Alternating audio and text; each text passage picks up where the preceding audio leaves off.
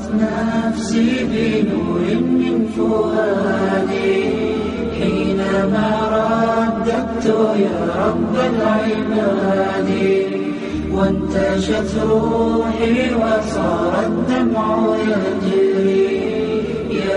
بسم الله الرحمن الرحيم. الحمد لله رب العالمين والصلاة والسلام على رسولنا وحبيبنا محمد وعلى آله وصحبه أجمعين. رب اشرح لي صدري ويسر لي أمري واحلل عقدة من لساني يفقه قولي وأفوض أمري إلى الله إن الله بصير بالعباد. صدق الله العظيم. Dragi poštovani gledalci, draga braćo i sestre, assalamu alaikum wa rahmetullahi wa barakatuhu. Evo nas u još jednoj emisiji u kojoj ćemo nastojati da vam prezentiramo jednu temu koja je veoma važna za svakog muslimana i muslimanku, koja je važna za njegov din, za njegovu vjeru i za njegov opstanak na ovim prostorima. Naime, radi se o temi koja govori o ponosu islama i muslimana, koju sam naslovio na sljedeći način. Budimo ponosni što pripadamo islamu. Da, draga braćo i sestre, trebamo biti ponosni što je nas upravo Allah dželešanu počastio da budemo nosioci ideje islama. I da kažemo alhamdulillahi alladhi hadana li hada wa ma kunna linahtadiya laula an hadana Allah. Hvala Allahu dželešanu koji nas je uputio na pravi put, koji nas je uputio islamu, koji nas je uputio Kur'anu i Kerimu. I mi ne bismo bili na tom putu, mi ne bismo bili na pravom putu da nas Allah nije ka njemu uputio ili na njemu uputio. Zaista Allahove dželešanu blagodati, njegovi ni'meti su prisutni na svakom mjestu. I svaki onaj koji je svjestan tih ni'meta i tih blagodati i koji proučava Allahovu knjigu, uzvišeni Kur'an i Kerim, može da pročita ajet gdje Allah dželešanu kaže وَإِن تَعُدُّوا نِعْمَةَ اللَّهِ لَا تُحْصُوهَا. A ako želite i hoćete da nabrojite Allahove blagodati, zaista to ne možete učiniti. Jedna od tih najvećih blagodati koje su date vjerniku i vjernici, muslimanima i muslimankama, jeste iman, jeste dini islam, jeste Kur'an i Kerim, jeste uputa, tako da nismo zalutali i ne lutamo, već imamo jasne smjernice, jasne putokaze u ovoj predivnoj vjeri islamu, koja kada se prevodi na naš jezik znači predanost, potpuna predanost uzvišenom Allahu dželešanuhu. Svaki musliman i muslimanka treba da robuje Allahu dželešanuhu. Treba da bude pokoran rob, a to znači kada je pokoran Allahu dželešanuhu i kada je njegov rob, onda nije rob nečemu drugom pored Allaha dželešanuhu. Onda nije rob materijalnom, onda nije rob nekom drugom čovjeku, nekom predmetu ili bilo čemu drugom. Musliman i muslimanka robuju samo Allahu dželešanuhu.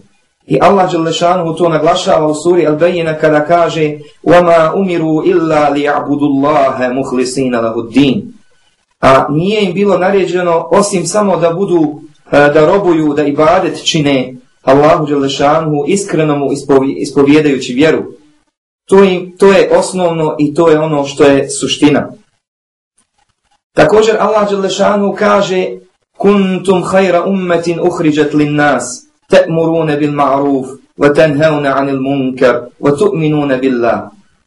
Vi ste najbolja generacija, vi ste najbolji ummet, najbolji narod koji se ikada pojavio. Ali zašto, draga braće i sestre, poštovani i cijenjeni gledalci? To je zato što naređujete da se čini dobro. Pozivate ljude ka hajru, ka onome što je za njih dobro, a odvraćate od zla, onoga što je loše, što je nemoralno, što je pokuđeno. I vjerujete u Allaha dželešanu. To je ono što čovjeka čini da je viši, da je bolji, vjera u Allaha dželešanu, naređivanje dobra, a odvraćanje od zla. Svakako da je islam vjera kojom se mi ponosimo. Mi muslimani smo ponosni što slijedimo Allahu dželešanu uputu, upravo zato što je Islam vjera morala.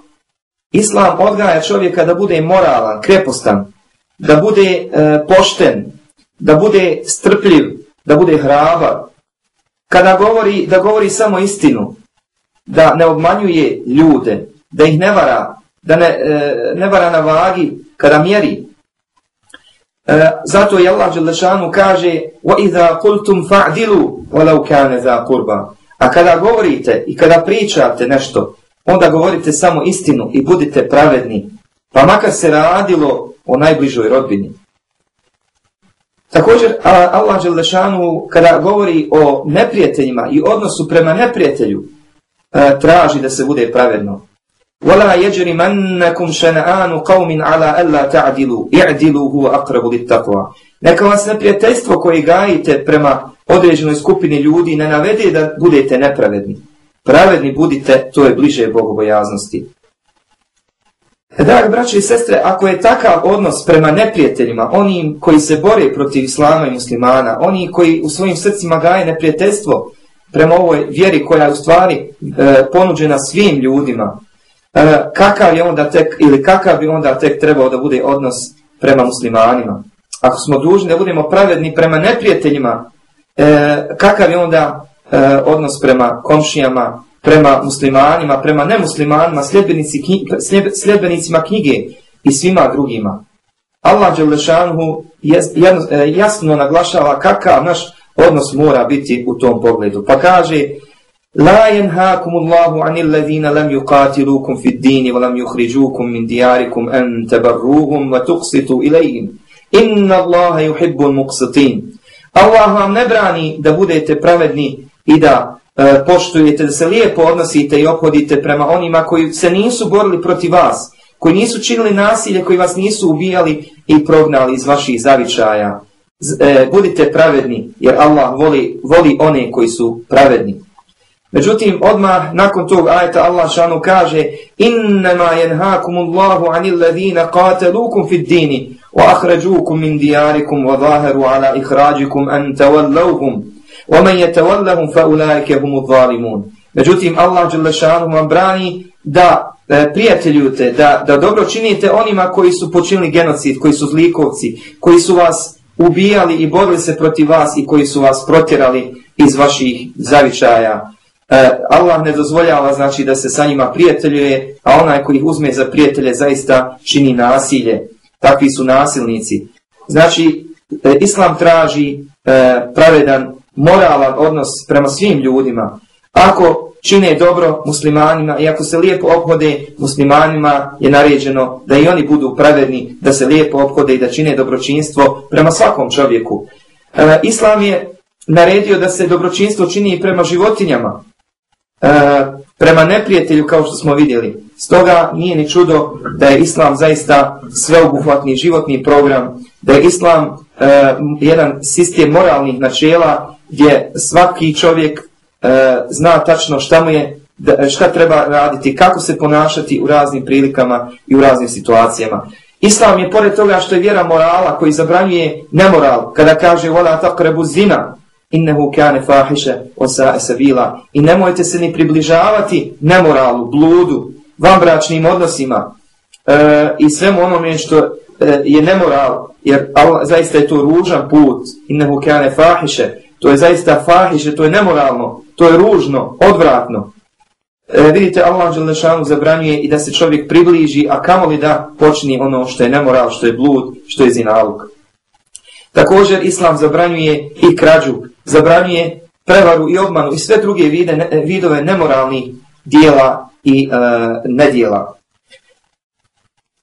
Islam je vjera i nauke.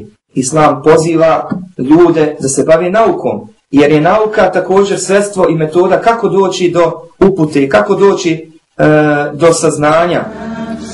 Allah dželle šanu prve riječi objave koje objavio Muhammedu sallallahu alejhi ve sellem bile su Iqra bismi rabbikal ladzi khalaq. Uči, čitaj u ime tvoga gospodara koji je stvorio i koji stvara. Također je rekao la yastawi